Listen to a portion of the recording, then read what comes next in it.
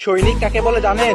যারা পৃথিবীর সব থেকে ধৈর্যশীল এবং সব থেকে বেশি ত্যাগ স্বীকার করতে পারে, যে শত কষ্টের পরেও পরিবারকে কষ্ট বুঝতে দেয় না।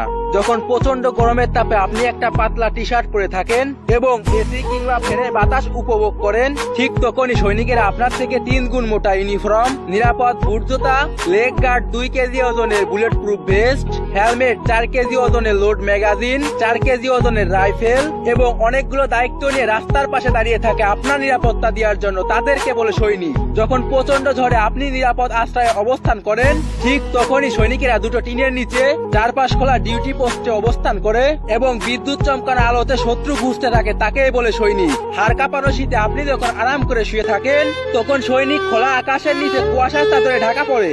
যখন নিজের বাবার মৃত্যুর খবর শুনে নিজের দায়িত্ব থেকে এক চুল নড়তে পারে না, তাকেই বলে সৈনিক। এমন হাজারো দৃষ্টান্ত আমি চ্যালেঞ্জ করে বলতে পারি, পৃথিবীর সব থেকে ধৈর্যশীল হলো সৈনিকেরা। লাস্টে একটা কথাই বলবো, সৈনিকদের সম্মান করুন, সৈনিকদের ভালোবাসুন। ভালোবাসি বাংলাদেশ সেনাবাহিনীকে।